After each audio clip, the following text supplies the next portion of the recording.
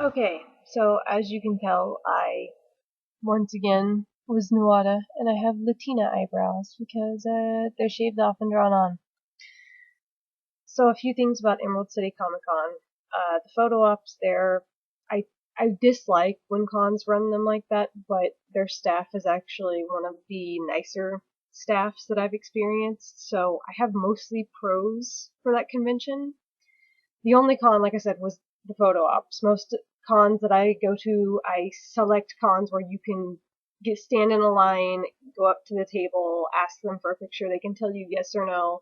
You can purchase an autograph, and usually their agent or their assistant will rush you off after about a minute. It actually works. Excuse the phrase. It works like an enema at most cons because it's more personal and people don't feel so rushed. I didn't have 5 hours to stand in line to get a picture with Michael Rooker and then to meet Michael Rooker, which is what they expect you to do. I was actually working and interviewing cosplayers at their con to promote their con, including their mascots, which actually look really cool. And the costume, when you see the interview of it, I would like you guys to take note. The green pieces are not painted on or a dyed part of the suit. They are actually, it's an inlay that has been sewn in. So kudos to them for that. I interviewed a lot of great people, a lot of amazing costumes. Uh, I'm sorry, I still have con brain. It's only been 2 days. You guys, my brain it's like wiggly, congealed oatmeal right now, and I apologize. So you'll get this rambling rant. I got to chill with Brian Polito, which, as you guys know, is my favorite character creator and story creator slash writer type person. I did not get to go back and buy a print from him like I wanted to because I think he needed his space. See, with AS, I can't read body language. I can't tell. I don't pick up social cues and I can't read facial expressions, but I'm also a respectful person. My mama raised me right. I was raised in Tennessee, so I left politely. They were both that him and the guy with him. I do not remember his name. Were both very nice people. We also met Mike, whose last name I cannot even pronounce, who was one of the better Sandman artists. So you guys may be able to just Google him. Look for a guy with curly brownish red hair. I honestly cannot pronounce his last name. It starts with a D. It's like a German sounding last name. We hung out with him for one day and then could not find him again. Sadly, he was like the coolest, most chill person ever. He probably would have actually let me hang around all the days. The first day I was Dream or Morpheus. I prefer to say Morpheus because that's just a cooler name. The second day I was Prince Nuada. Got a ton of pictures for that. And Mike, Ming, I can't pronounce his last name either. I think his last name is pronounced Mignola. Anyway, the guy who created and does Hellboy signed my Nuada sphere, even though he's only a little bit responsible for the character's creation and it's mostly Del Toro. That was really cool. I'm going to clear coat the crap out of that so that it never ever comes off, just so you guys know. I took a picture of myself with it. The last day I was Beast, and even though nobody there probably knows what Black Butler is, they still took pictures of it because it was a chick in a corset with giant boobs. Oddly enough, I kind of did an experiment with that. Everybody was really super cool to me when I was creepy guys, or guys, period, because I am a very convincing male in Nuada and in Dream. The only thing that gives me away really is my voice, but I'm usually hoarse by the time it's con, so I could easily be mistaken for a teenage boy. But the day I was a girl, I actually got more harsh treatment, as odd as that is. I don't really know how to explain it. It was just more. I don't know. I can't explain it. It was like everybody was so warm and welcoming when I'm Nuada and Dream because my costume is so amazing, which I think I make a pretty amazing Nuada and a pretty amazing Dream, but I also think I make a really good Beast, but just because boobs were added, suddenly was like a lot of hostility and coldness and unfriendliness from just not the staff but just the congoers and some of the artists and things. It was weird, but it was an experiment. I actually am curious to do this again at another con to see if I get the same reaction. Yeah, again, con brain. Have to stop and think. I can't really edit these videos. It doesn't even matter because, like, I got sun coming in from the back and it's poor quality. Who cares, right? I got my picture with Michael Rooker as Beast. I just thought it would be funny to be a chick with a whip, but they did not take the picture low enough to capture the whip, and I was honestly not expecting the guy to be as ripped as he was, because I walked in and I was like, hey, can I get a pic and a hug? And he just grabs my hand and pulls me in like I'm nothing, and if you look at the picture, I do not have that tall of heels on. My heels are only about 2 inches tall, and I weigh at least 145 pounds, so it's not like I'm a light person. So yeah, that was kind of shocking, and I was actually kind of stunned at that photo because I just got like hugged to the person, got a picture where I was trying not to laugh because all of a sudden I got like whipped in, and it was gentle too, but it was still effortless. And after that, he did give me a hug, and it was a real hug. It was like a bear hug, so he was obviously not listening to the people who were telling him to rush people through like nothing. Pippin and Aquila were behind me, and they both got hugs too. Aquila gave him this plastic toy eye and told him it was the governor's other eye, which I heard her do it. It was pretty funny. Oh, and also I still have vertigo. You guys remember from the flu?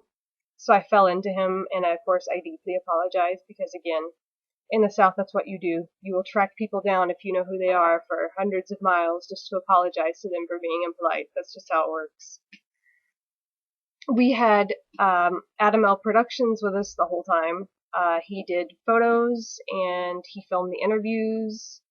You guys probably know him as the angry looking guy who sits with us, but I swear to God, he's not angry. He just looks intimidating. He's over here making faces at me. He has a Facebook like page now, so I have to actually beg him to get the interviews up on my page too, because I tell him you guys are more inclined to go like his page and go subscribe to his YouTube, which all of our videos on YouTube will not be on my account. Only ones I specifically make for my account will be on my YouTube. They will all be on Adam L. Productions. Only Facebook will have ones that I'm in that are on Adam L. Productions on YouTube. But you should subscribe to his page anyway because, one, he's the one who takes all those awesome pictures of you guys and of me.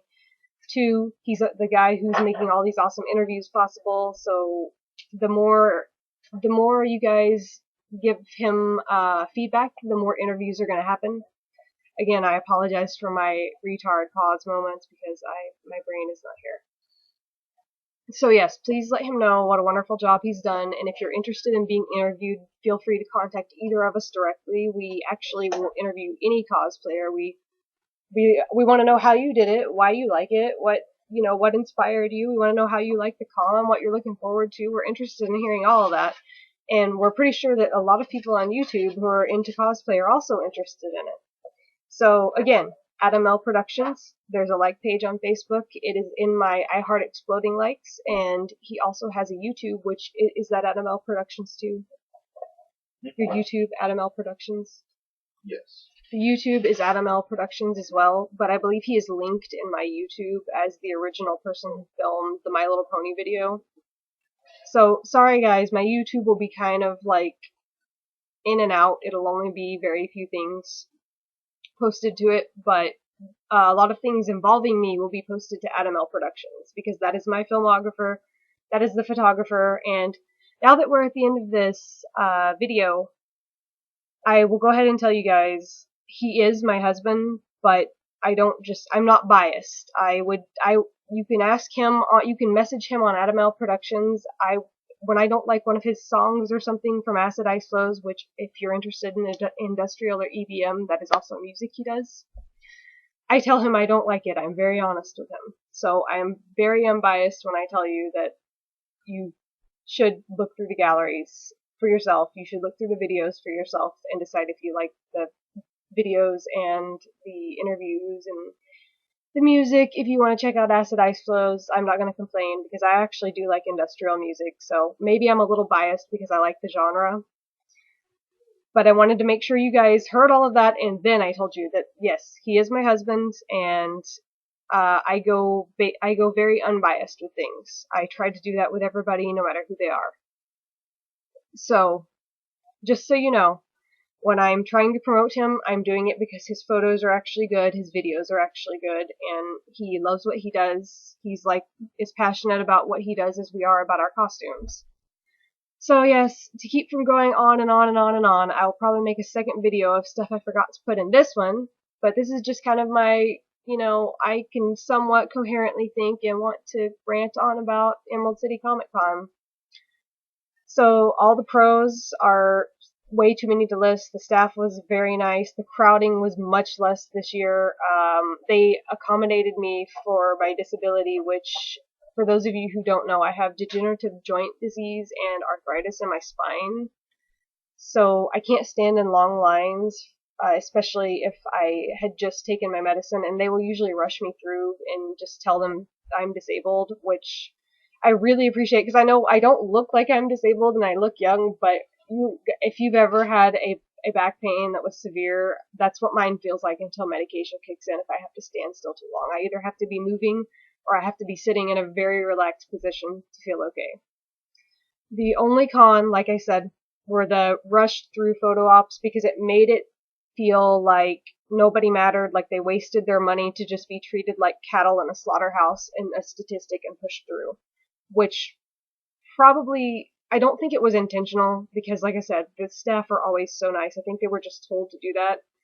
And to Emerald City Comic Con personally, from me, I would like if you could change that, because that was, a lot of people were like, I didn't even get time to see the person's face. And thank you, Michael Rooker, for not listening to them and actually hugging people, because that was an awesome good old boy hug, and I needed a southern hug. I haven't been to the South in, I don't know, 2 or 3 years, and it makes me very sad. It makes me miss my family, so that I needed that kind of hug. I did, and it was awesome. So if you guys have been considering going to this convention, I highly recommend it. It's a very good convention. It's artists and vendors layout needs a little bit more clarity and ease of getting through and knowing where things are. I will say that. Their crowd control is way better now, so there's not really problems with crowd control now. And their staff are some of the nicest people that you will ever meet. They will accommodate you if you are disabled, if you are in pain. I actually saw them accommodate somebody who had anxiety disorders, so very good people, very good staff. I highly recommend this con if you are coming to this coast to go to a comic book convention. So that's all for now, guys. So, see you later. Why is it not stopping? See, you guys, I can't even work my webcam right now.